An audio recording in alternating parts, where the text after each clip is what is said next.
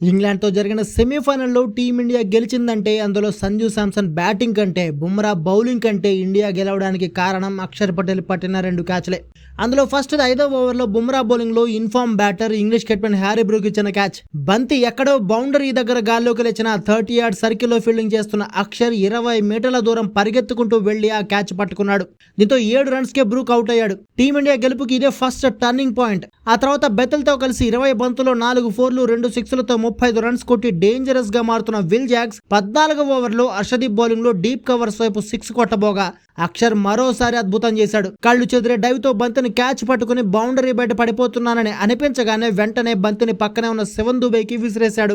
దుబే ఆ క్యాచ్ పట్టుకోవడం, will jacks out అయిపోవడం వెంటనే జరిగిపోయాయి. ఇది టీమిండియా గెలుపులో 2వ టర్నింగ్ పాయింట్. ఈ 2 క్యాచ్లే టీమిండియా గెలుపులో చాలా కీ రోల్ పోషించాయి. అందుకే అంటారు క్రికెట్ లో క్యాచెస్ విన్స్ మ్యాచెస్ అని. మరి ఈ 2 క్యాచెస్ పై మీ ఒపీనియన్ ఏంటి? ఇండియా గెలుపులో ఈ 2 క్యాచెస్ నిజంగానే కీ రోల్ పోషించాయంటారా లేదా? కామెంట్ చేసి చెప్పండి.